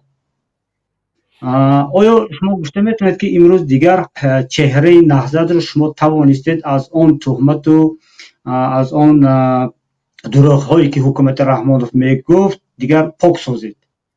هم برای مردم که مردم خیلی میشناختن، البته همه نه، اما اونهایی که با نهضت سرکار داشتن اونها میشناختن، اما برای جامعه جهانی آیا به فکر شما توانستید نهضت واقعی رو معرفی کردن؟ ببینید البته این بسیار یک پدیده خوب است، یک کاری شایسته است که نهضت اسلامی تاجیکستان توانست که در جهان هم خودش رو همچنین یک حزب سازنده اسلامی معاصر معرفی کند و هم اون تهمت ها رو از بالای خود دور کند و این کاری آسان نبود، کاری آسان هم نیست و واقعا کاری شایسته و ارزنده است و امیدوارم که جامعه تاجیکستان به خصوص پیروان حزب نهضت اسلامی تاجیکستان این را درک خواهند کرد. اما ببینید این تنها کاری یک رهبریت نیست. اگر کسی فکر کند که رهبریت به تنهایی میتوانست یا میتواند این کار کند این اشتباه است. این کاری دستجمعانه همه حزب هست و چون که اعضایان حزب با وجود این همه فشار، با وجود این همه جنایت‌هایی که بالای حزب صورت گرفت، با وجود این همه دشواری‌ها بازم در چارچوب قانون‌های کشورهای حضور داشتهشون عمل کردند، از حرف و از سپارش و سیاست‌های کلی حزب و رهبریت حزب بیرون نرفتند، حرف شنوی کردند و این در مجموع این نتیجه را به دست آورد. و باید اگر ما اینجا بگیم که کی سهم بیشتر در این کار داشت، من پیش از همه استادان مرحوم رو میدونم که این مکتب رو طرز تأسیس دادن، اون فوندامنتش رو، سنگ اول رو طرز گذاشتن که دیگر اون بینایی که در بالا اون ساخته شده است تا با آخر انشاءالله راست خواهد رفت، چون معمار سنگ اول رو راست نهاده بود، معمار و معماران. و بعداً کسی که یا کسانی که این نتیجه رو به دست آوردن اعضای قطاری حزب هستند، مسئولین حزب هستند و شاید که در از همه آخر سهمی رهبریت حزب باشد و واقعا هم این یک طرفی مسئله است که رهبران حزب، مؤسسان حزب و بدنه حزب این کار رو درست به راه ماندن. اما یک قسمتی دیگری کار این است که خودی امام علی رحمان، خودی حکومت کار کرد که دیگر هیچ کس به حرف اونو باور نکند. یعنی فقط فعالیت ما نبود، اینقدر دروغ، اینقدر تهمت، اینقدر ظلمی که بالای حزب و بالای اپوزیسیون شد، بالای هر کسی دیگر هم میشد، جامعه جهانی رو قبول نمیکرد. و بنابر همین وقتی که ما به اروپا آمدیم و یا در تمام دنیا پراکنده شده، دیگر تقریبا یگان کشور غیر از روسیه هم که اون هم شما میدونید که قرار روسا هم قرار سیاسی بود، قرار حقوقی نبود. پوتین بعد از جنگ اوکراین اولین کشوری که بود تاجیکستان رفت.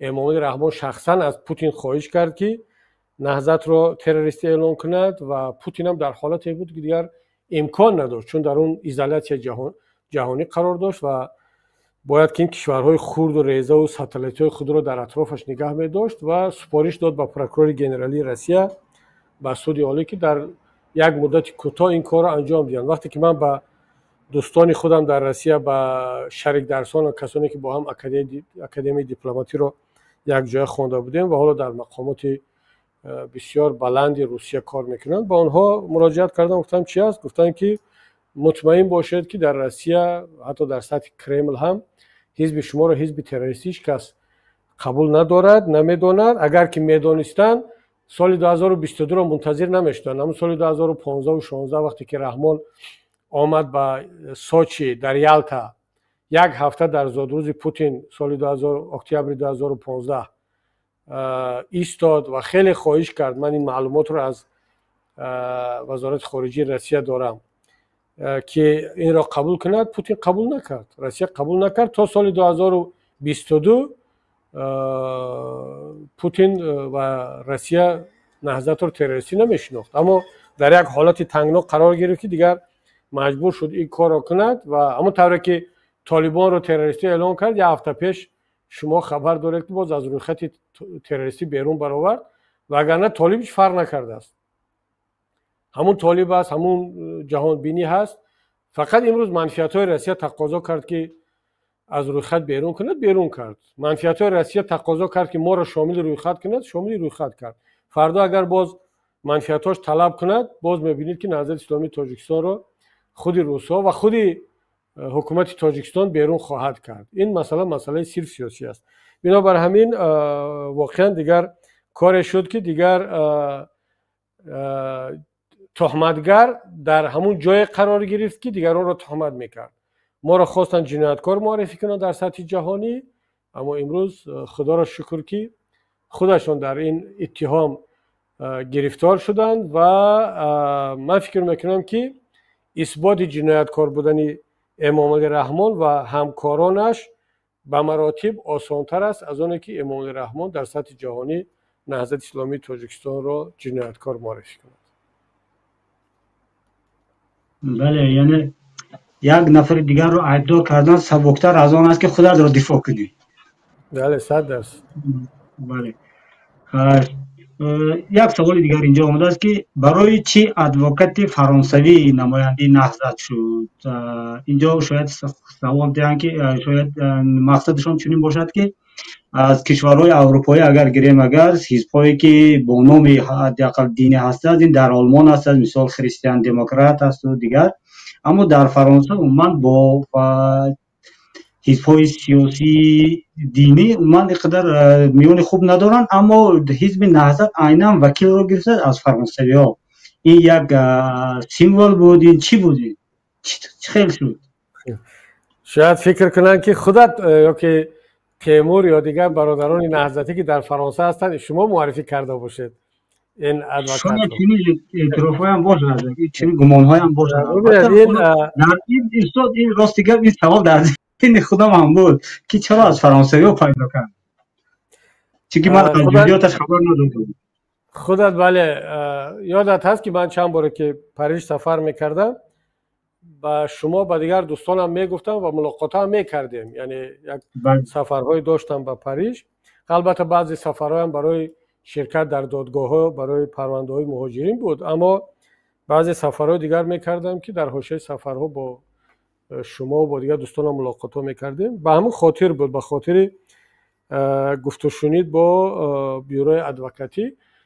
این نکته رو بگم که ادوکات های ما همشون از فرانسه نیستند. یک تیمی بین المللی ادوکات ها کار میکند که اون بیوروی ادوکاتی یا اون آفیس ادوکاتی که این کار رو رسما به دوش دارد، بله در پاریژ است و اون مسئولش هم که دیگر نام و فامیل و همه رقماش در رسانه ها در همه جا هست.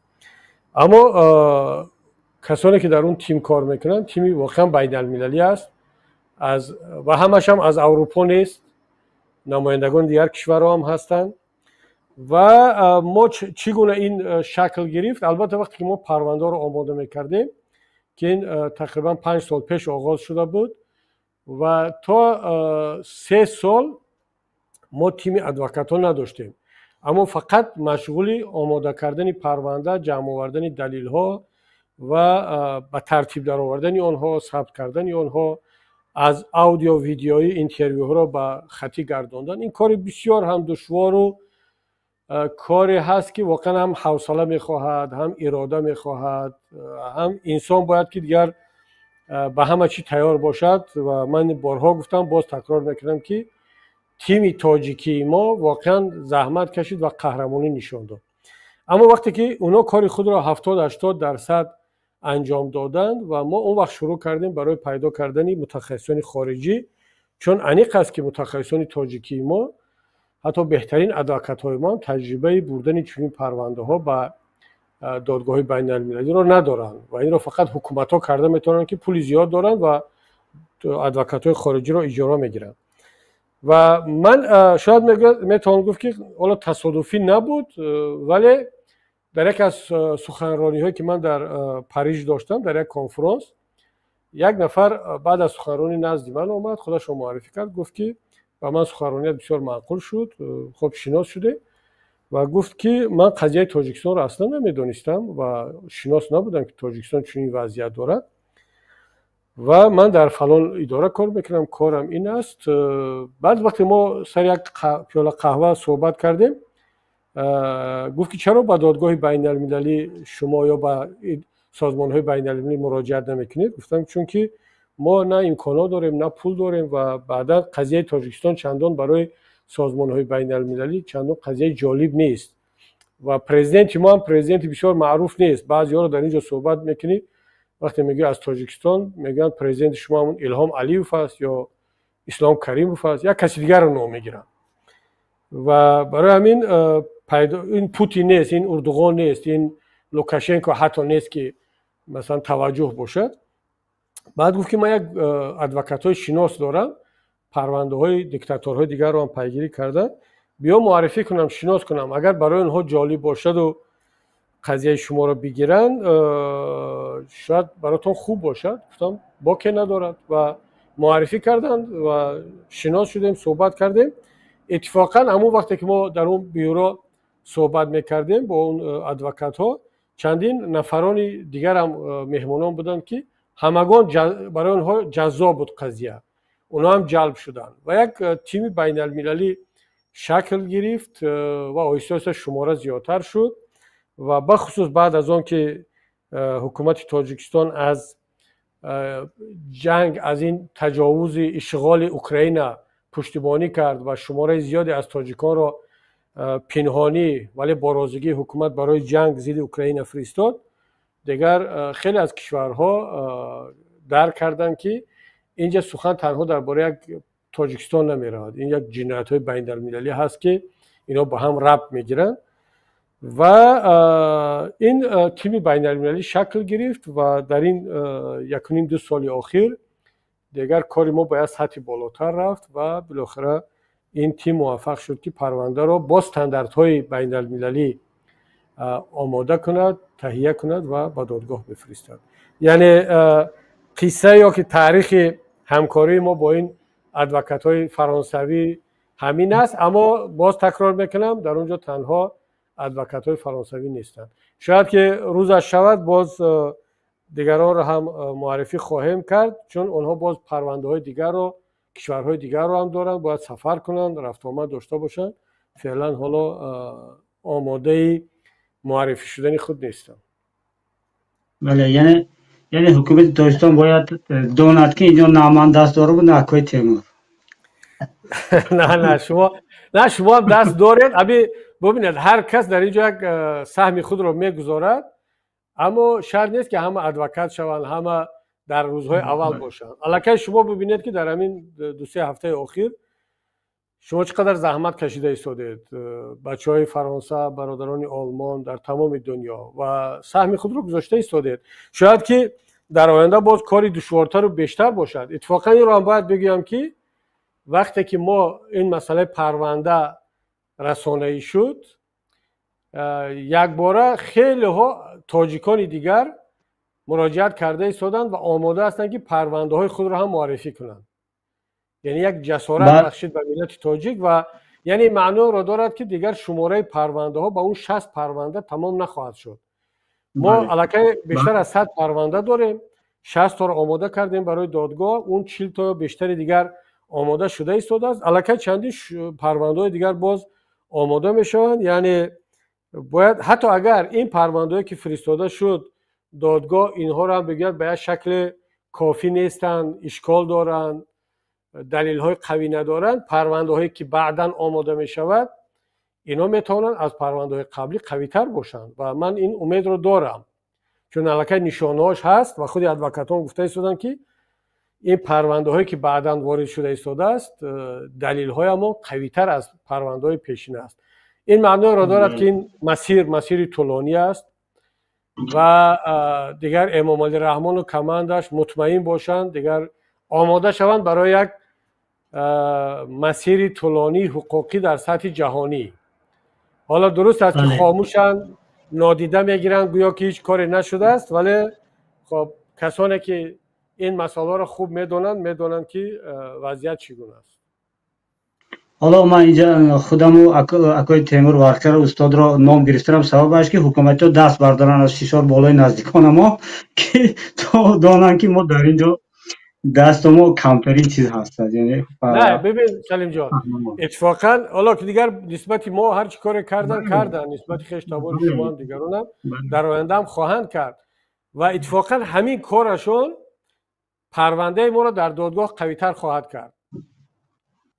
یعنی هر چقدر اونها فشار بیارن، الکی اون معلوماتی که ما از داخل کشور داریم بعد از رفتن پرونده با دادگاه فشار آغاز شد، اینا همه ضمیمه شده ایستادن و من البته نمیخوام که بالای خشت تبار شما فشار بیاید یا هر کسی دیگر، اما دیگر منظورم که جای ترس نیست. متاسفانه چنین است. ولی هر چقدر که اینا فشار بیارن همون قدر پرونده خود را سنگین‌تر خواهند کرد. بله، از این پس حکومت هر یک قدمی که میماند خوب به پیش خوب به قفا، یعنی بر ضرر خودش میشد. حالا اینجا استاد شما گفتید چند پرونده دیگر نو جمع شده ایستادن، واقعا من سوال بعدیم همین بود. حالا در گفتگوهای داخلی بین بچه خود ما یک دعوای هم پیش آمد که نه همه آگاه بودن از همین شکایت بردن به دادگاه، یعنی دعوا دارن که ما بیخبر بودیم و چرا با ما آگاه نکردن تا ما نیز پرونده خود را همراه کنیم. در همین دعوا یگان چی گفته میتونید؟ چون که دعوا در داخل این دوستان حق دارن، چون این شکایت کنن، چون این دعوا کنن حق دارن، چون بالاخره ما هم نمیدونیم که پروندهش با دلیل ها تقویت یافته است یا میتواند اثبات کرده، چون با یک عریضه خالی و با دعوای خالی نمیشود. و ما بیشتر رفتیم سراغ کسانی که قضیه هاشون قضیه های آشکار هست، مثلا فرزندان زندانی های سیاسی، اعضای خانواده آنها، کسانی که در زندان هستند یا از شخصیت های سیاسی، و بیشتر بالای این پرونده ها کار شد. اما الان دیده ایستادیم که حتی پرونده های انسان های عادی، شهروندان عادی هم بعضا اثباتشون در دادگاه قوی‌تر از پرونده‌های شخصیت‌های سیاسی است، به شرطی که دلیل داشته باشند. و همونطوری که پیشتر گفتم حالا روند طولانی هست، یعنی در بسته نشده است. این دوستانی که دعوا دارن دعواشون بالای چشم حق دارن، درست هم میگوین، اما اگر دعواشون واقعی هست و اگر این رو برای فقط تنقید نگفته باشن، در باز هست، ما نیاز داریم، خودشون هم نیاز دارن و هنوز فرصت خیلی زیاد است، بیایند مثلا حالا از این فردا شروع کنن، پروندهشون رو آماده کنن. ما برادران مسئول رو خواهش میکنیم که با آنها همکاری کنن، فرمانده‌ها رو پر کنن، امضا کنن، بفرستیم. چه اشکال دارد؟ و این خوبی کار در چی است؟ ببینید خیلی از برادران و دوستان باید بدانند که ما خیلی هم مالکیتشون رو از دست دادن و در این هجرت چقدر زندگی آنها تحت تاثیر قرار گرفت، از لحاظ روانی، جسمی، سلامتی، از لحاظ اقتصادی. وقتی که پرونده به دادگاه رفت، حکومت جنایتکار معرفی شد، شما حق برآمده، تمام این خراجات های شما، تمام این آن چیزی که از دست دادید، اینا جبران خواهند شد. سلامتی شما جبران خواهد شد، جبران مادی خواهد شد. این ضرر معنوی که دیدید جبران خواهد شد. ضرر اقتصادی که دیگر حتما این جبران خواهد شد. و شاید سوال بیاد که از کدام حساب؟ از وقتی اون جنایتکار معرفی می شود، تمام دارایی و مالکیتشون در خارج حبس می شود و حکومت جمهوری تاجیکستان وظیفه دار می شود که این رو پرداخت کنند. بنابر همین اگر که پرداخت نکرد، صورت حسابات در سفارت‌ها حبس می شود، بسته می شود. این کاری سبک و کاری آسان نیست برادران.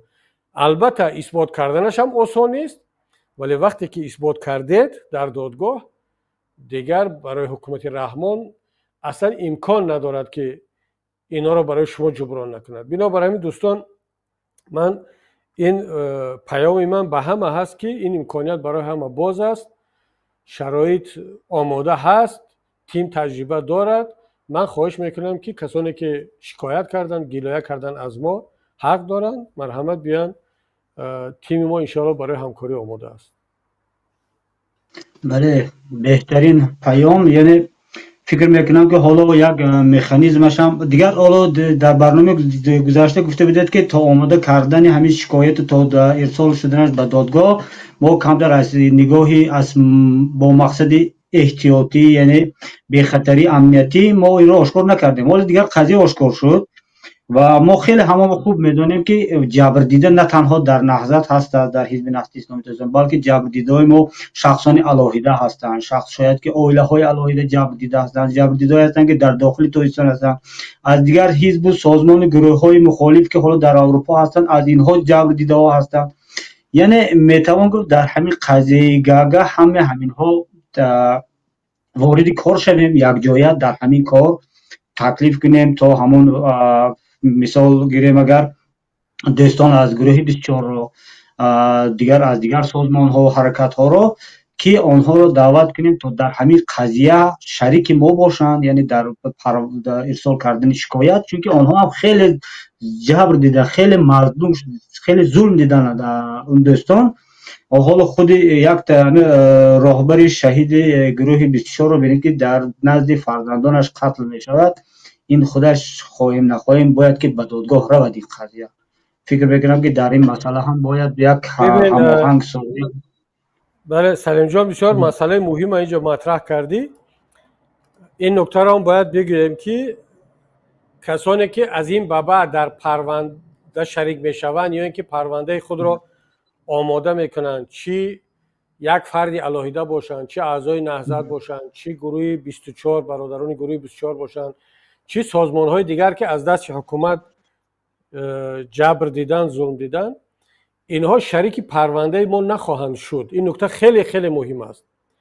پرونده اینا علاهیده می رود، اینا خودشان پروندهشان را علاهیده می فرستند و هیچ ربطی به پرونده ما نخواهد داشت. چون یک برداشت غلط میتونه در جامعه پیدا شود که بعضی ها شاید خودداری کنن از این که نمیخوان در این مسئله ها با نهضت همراه باشند. برای مثال یا ما بعضا داریم همین یک خاراکتری، یکی از صفات‌های منفی تاجیکی ما همین است که حتی اگر با فایده خودم هم باشد، مهم که همین نام فلانی نباشد یا همراه فلانی نباشم، آماده است با ضرر خودش هم کار کند. و فقط همون یک لطیفه هست که اون متهم تاجیک گفته است که در پیش از قتل گفتن چی خواهش داری؟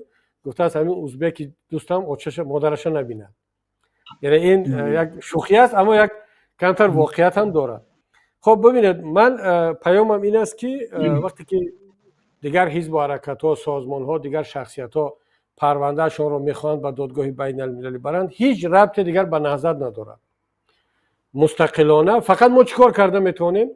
اون تجربه، اون ملکه، دانشی که داریم و اون شناسایی و کانتاکتایی که با ادوکات‌ها داریم در اختیار ملت میگذاریم. تمام، دیگر از این بیشتر نه. و چون ما یک راه طولانی رو طی کردیم، 4-5 سال شد زحمت کشیده ایستادیم. اگر این تجربه رو می داشتیم، یک کسی دیگر پیشتر از ما این کار رو میکرد، شاید ما در 1.5-2 سال، حتی شاید در 1 سال کاری ما تمام میشد. اما چون ما از صفر شروع کردیم، هیچ کس پیش از ما در تاجیکستان این کار رو نکرده بود، ما مجبور بودیم که این همه رو تجربه رو خودمون کسب کنیم، این راه رو خودمون برویم و 80-90% کاری ما، تجربه ما، این همین شکست و ریخت و اشتباه کردن و بعضا ناامید شدن همینا بود. ولی الان وقتی که این تجربه حاصل شد، کانتاکت ها هست، راه هست، همه چیز واضح و روشن است. هر کسی بخواهد که پرونده شخصیش رو یا حزبش رو، گروهش رو به دادگاه بین المللی برد، دیگر اصلا مینت نهضت رو نخواهد کشید. من این رو کفالت میدهم. هیچ ربط دیگر با ما ندارد. خودش فقط با همین ادوکات ها، حتی رقم ادوکات هم در شبکه ها هست، بگیره تلفن همون یا ایمیل ادوکات رو پیام بنویسد به همون بیورو، بگید که من پرونده ما رو هم مرحمت شما بگیرید به دادگاه بین المللی برید. اصلا دیگه به نهضت هیچ ربط ندارد. ما هم دیگر در میان، در این وسط نیستیم، میانجیگری هم نخواهیم کرد. خودشون مستقیما بگیرن پروندهشون رو برن. اما کردن این کار خیلی مهم است دوستان. من خواهش میکنم، چون ما اگر واقعا میخوایم که در تاجیکستان پیروز شویم، با هر راه و وسیله باشد، کار حقوقی، کار دیپلماتیک، کار با جامعه جهانی، اگر 80% کار هم نباشد، حداقل 50% کار هست. در بعضی حالتها من فکر میکنم که 70-80% کار است. این را نباید نادیده بگیریم.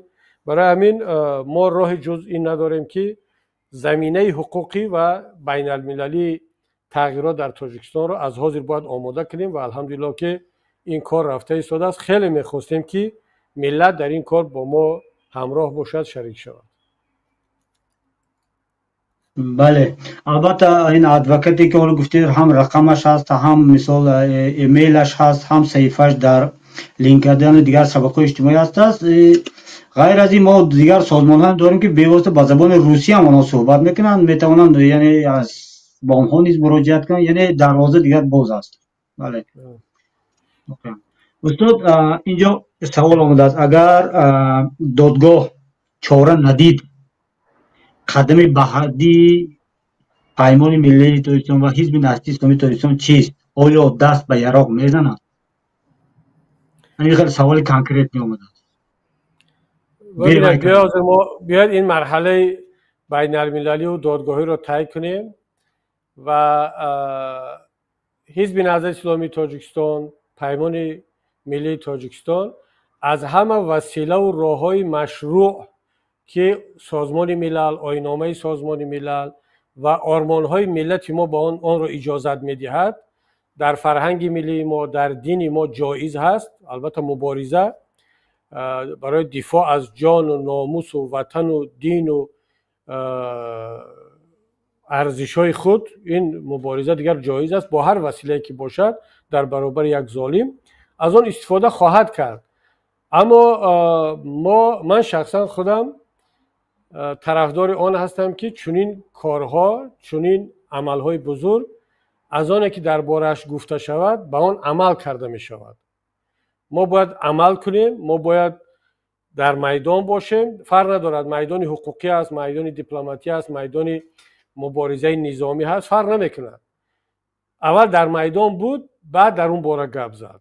بعد اگر ما 70-80% کار رو که انجام دادیم مهیا شد، بعد در این باره صحبت کردن جایز است. چی ضرورت دارد که ما حاضر بیاییم و این سوالها جواب های یا نه بگیم؟ همون کاری که در مسئله دادگاه بین المللی کردیم، 4-5 سال خاموش بدون رسانه کار کردیم. روزی که لازم بود تصمیم را گرفتیم که رسانه‌ای کنیم، کردیم. اگر اون مسئله هم روز لازم شد که رسانه‌ای کنیم، رسانه‌ای خواهیم کرد، در رسانه حیان خواهیم گفت. اما ببینید کسی که در این گونه حالت‌ها یک کاری جدی کردن می‌خواهد، اولین قدم خودش رو رسانه‌ای می‌کند، بدانید که او هیچ کار کردنی نیست. او فقط می‌خواهد در رسانه باشد. او فقط می‌خواهد که دربارش در رسانه صحبت کنند. یا اون کاری جدی کردنی نیست. چی من باشم چی کسی دیگر. اما کسی که می‌خواهد یک کاری جدی کند، 70-80 گاه 90% کار را خاموش پیش می‌رود، دور از رسانه پیش می‌رود. بعد اون روز که فرا رسید انشالله که مردم از اون آگاه خواهند شد. خیلی خوب. پس معلوم شد که خاموش بدون بودن همین معنی آن را ندارد که انسان یا همون سازمان هیچ فعالیت ندارد.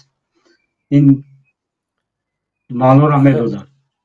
بله، بعداً استاد خاموشی، بله صدای خاموشی بلندتر از صدای حرف زدن است. بله در همین حالا همین حرفتان در کنفرانس OBSE وزیر کارهای خارجه پولش همین حرف را گفت که ما با اون منطقه های اعتبار دهیم که در آنجا صدای نقض حقوق بشر با تنگ و توپ نه بلکه به صدا میتهد. یعنی خاموشی همون منطقه به ما معلوم میکند که اونجا حقوق انسان پایمال شده است. عیناً همین حرفا رو وزیر حاضری کارهای خارجه لهستان گفته بود. استاد وقت شما رو خیلی گرفتیم. آخرین سوال با همین تمام. در همین هفته های گذشته خواهیم در برابر همین قضیه مطبوعاتی شدن قضیه گاگا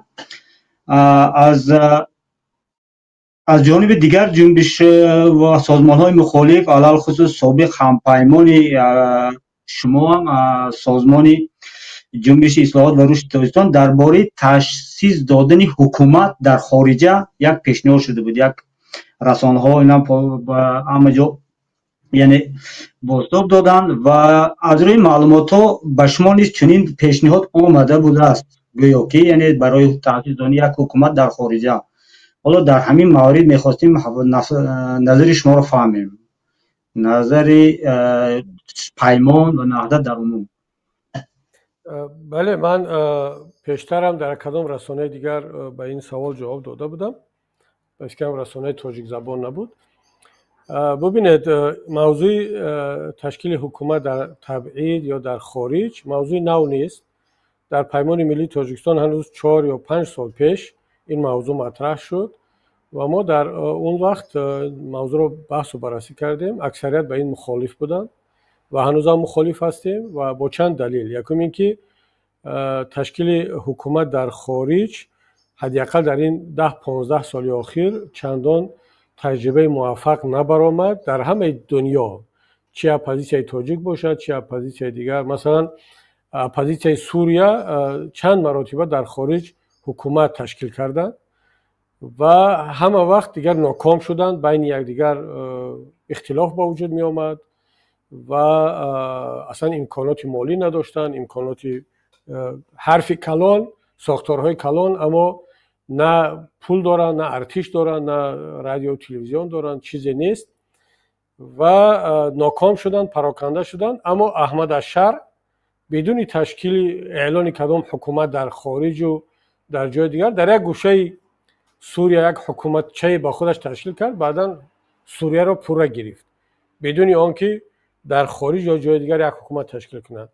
یا تجربه اپوزیسیون ایران، تجربه اپوزیسیون حاضره افغانستان، تجربه بلاروس ها که حتی پرزیدنتی در انتخابات انتخاب شده تخلص کرده دارند، اینا همه تجربه ناکام برآمد، تجربه اپوزیسیون روسیه.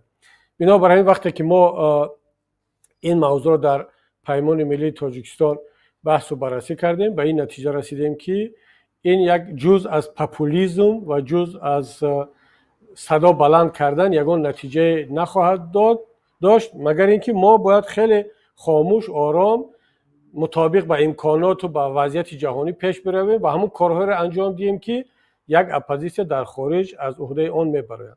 ولی حالا یادم رفت کدام روز بود، 2-3 هفته پیش شرافالدین گدایف با من زنگ زد، صحبت کردیم، این پیشنهاد رو کرد. من نظرم رو آشکار گفتم، همین ملاحظه‌ای که الان گفته ایستادم با شرافالدین هم گفتم که ما این کار رو راضی نیستیم، اما با شما برای کار میخواهیم، ولی راضی بودن نمیتونیم، چون قبلا هم گفته بودیم، حالا هم میگیم که یک کاری بیفایده، یک کاری پاپولیستی هست و برعکس بیشتر اپوزیسیون تاجیک رو همچون یک اپوزیسیون که فقط کاری رسانه‌ای کردن میخواد، فقط حرفی کلان میزند، این خیلی معرفی خواهد کرد. ما باید خیلی کارها رو خاموش و آرامانه انجام دهیم بدون تشکیل کدام حکومت و کدام تقسیم قدرت ها و منصب ها و پرتفل ها.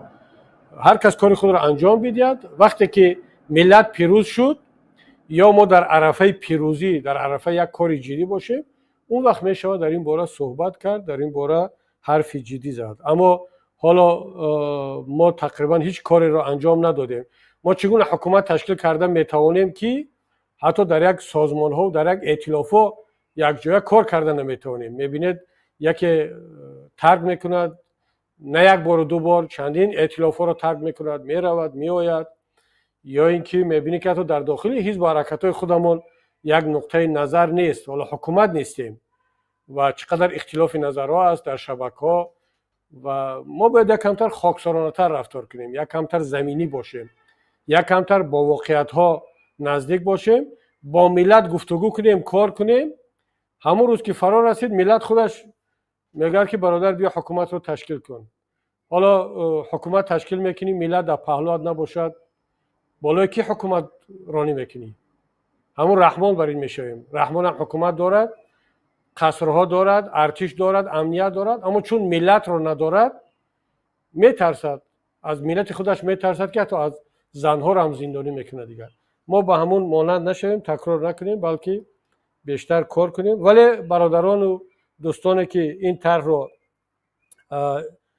پیگیری کرده ایستادن و دنبالگیری کرده ایستادن، با آنها برار میخوایم. حتی من گفتم در همون صحبتم با شرافالدین که حالا این معنی نداره که شما از این طرح دست بکشید. اگر موفق شدید و کارتون نتیجه داد و ما درک کردیم که نظری ما خطا بوده است، مطمئن باشید اولین کسی که میآید با شما میپیوندد و اعتراف میکند که نظرش خطا بوده است من هستم، من خودم میبینم.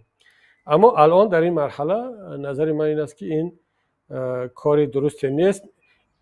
ریسورس های ما رو، انرژی ما رو به جای انجام دادن کارهای واقعی به یک بحث ها و تقسیم منصب و قدرت ها و اینا میکشاند که کاری خوبی نخواهد بود. خیلی خوب، سلامت باشه دوستان. خیلی صحبت خوب بود برای من و امیدوارم که تماشابینا هم خیلی با سوالهای خودشون پاسخ مناسب گرفتن. از شما یک بار دیگر منتظر میکنم استاد برای این تکلیف ما رو قبول کردنتان، آمدنتان. سلامت باشه برادر سلیم جان و با شما با تیم کاریتون و بینندگان کانال شما، کانال خودمان تشکر میگم و انشالله باز در صحبت‌های بعدی در خدمت هستیم. زنده و سلامت باشید استاد. خدا نگهدار. خدا نگهدار. دوستان عزیز، تماشابینان گرامی، همین ما بود امروز برنامه ما که برای شما تقدیم کردیم. البته شاید به همه سوالهای شما پاسخ داده نتوانسته باشیم، اما به هر حال حالا برنامه هفته بعدی دوام میکند. استاد هستند انشالله. با اگر یگان سوالهایی باشد که پاسخش نگرفته آنها را مطرح میکنیم. بعضی سوالهایی بود که با این موضوع هیچ ربط نداشتن، آنها را باز در دیگر موضوعهای، در دیگر برنامه‌ای که به همین موضوع این مخصوص ربط داده است در همانجا صحبت خواهیم کرد. دوستان عزیز، با همین برنامه امروزی ما به آخر میرسد. یک بار دیگر در آخر میگویم برای ما کمک شما لازم است. کمکتان همان گذاشتن لایک و آبونه شدن و شرح و نظر خودتان را نوشتن. شما میتوانید ما را در همین یوتیوب کانال پیمان لایف تماشا کنید یا اینچنین میتونید در اینستاگرام، در تلگرام که همه آنها пайвандашон силкашон дар ҳамин зери навор ҳастааст. дар он ҷо обуна шавед, фикри назарҳои худатонро нависед. мо дар хидмати шумо. вазифаи мо хидмат кардан ба шумо аст. дӯстони азиз, боқӣ зиндаву саломат бошед. худованд ба хонадонатон файзу баракат диҳад. салому алайкум ва раҳматуллоh.